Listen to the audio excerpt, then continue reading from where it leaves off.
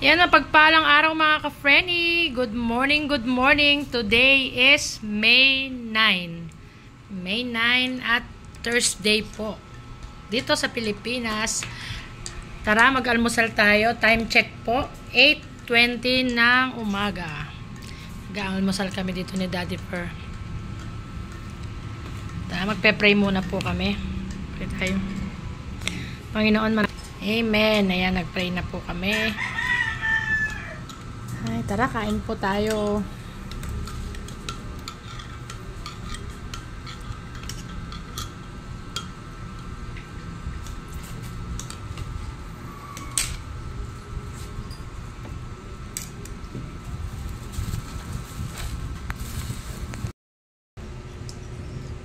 Yan, kape tayo mga ka-Frenny. Kagagaling lang po namin ni Daddy Per sa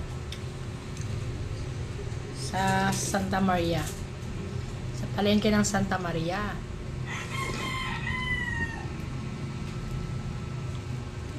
Namili po kami ng mga sibuyas, bawang, yung mga gamit sa panluto, panggisa. Tagal na po kasi ako hindi napupunta sa palengke.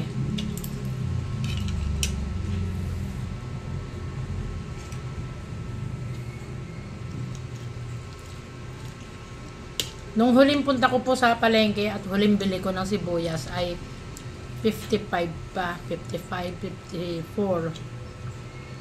Ngayon po na 75.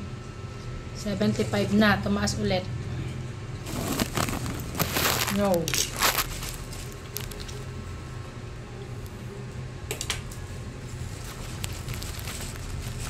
Pasensya na po, laging mga short video lang yung aking ina-upload. Wala po akong masyadong ganap. Nandito lang po ako sa bahay. At wala akong maibibidyo masyado.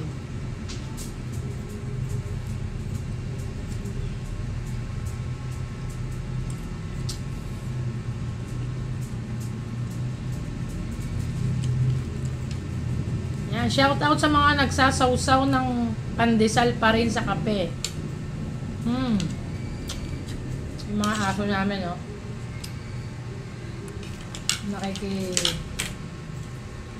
Almusal.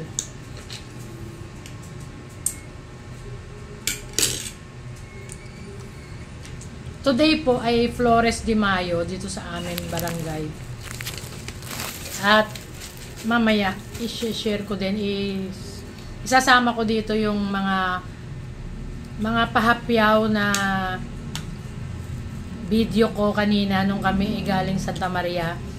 Binidyohan ko yung mga arko. Meron po kasi ditong contest ng pagandahan ng arko bawat compound ng street. Pero hindi po kami kasali doon kasi nga po hindi naman kami Katoliko. Hindi po kami nakikisali. Pero sa luto, pwede rin kami magluto kung gusto namin, syempre, para hindi kami nakakaamoy sa kapitbahay. At ang gagawin po ngayon sa amin ay, ngayon, Flores de Mayo, May 9. Dati, itulong araw lang na ganito, isang araw lang. Pero ngayon, ginawa po, diretso hanggang sa Sunday, May 12. At yun ang piyesta. Yun na po yung pinaka-piesta na gagawin nila. Ang patron na kanilang sineselebrate ay Santo Cristo. Santo Cristo. Sa din po, kasabay din, dun sa kila Daddy Per na hometown sa kanila sa Aguagua, Pampanga. Sa San Agustin. Sa Betis. May 12 din. Every May 12, every first Sunday ng May, sineselebrate nila yon, yung piyesta rin sa kanila. At inaaya nga po kami, ini-invite nga nila kami doon sa linggo, kaya nga lang, baka hindi po kami makauwi doon. Kasabay din nun, ang kamatayan, death anniversary ng kanyang tatay, yung aking biyanan na lalaki. Kaya pinapauwi din po sana talaga kami.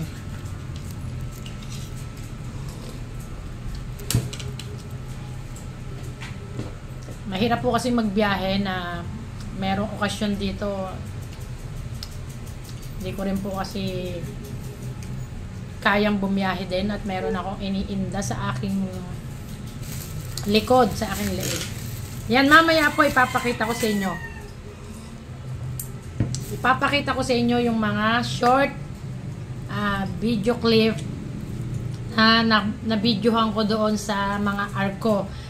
Merong ibang hindi pa ako nasama sa gawi doon kasi hanggang dito lang yung papasok sa amin, yung bahay namin. Kaya kung ano lang yung mga nadaanan namin kanina, yun lang po yung nabidyohan ko. At talagang mga nag-effort sila. Talagang ang gaganda, dinastusan. Ayan. Malapit na kaming makapag-almusal. Ayan. Sige po, naka 5 minutes na tayo. Sige po. Ayan mga ka-frenny, natapos na kaming mag-almusal. At bago nga po pala ako mag-close ng vlog, iduduktong ko kasi dito yung sinasabi kong video clip ng mga arko dito sa amin. I-haul ko muna yung pinamili ko kanina para medyo humaba-haba naman yung ating vlog for today. Maiksi nga lang po talaga to. Nangamusta lang ako. At nag-live na rin po ako kanina. Ayan, yung pinamili namin ni Daddy Pearl, dahil nga mayroon akong pa-order na pansit. Ayan, bumili tayo ng bilao, 16 inches na bilao. At saka itong ating foil. Ayan. At, syempre, pag may pansit, kailangan ng kalamansi. Naglalagay din ako ng chicharo. Yung, ano ba tawag doon sa chicharo? Green peas. Sneak peas. Ayan. Chicharo. Hindi chicharon. Tsaka itong bawang. Kasi, magbubusa tayo ng bawang. Magbubusa po ako dahil para nga sa Sunday ay ilalagay natin sa menudo. At yung sibuyas po pala, matagal akong hindi nakabili ng sibuyas. Nung last na bili ko po ay 55 pa, 54. Pero ngayon 75 na ang kilo. Pero ito pumapatak lang na 30 plus or ano.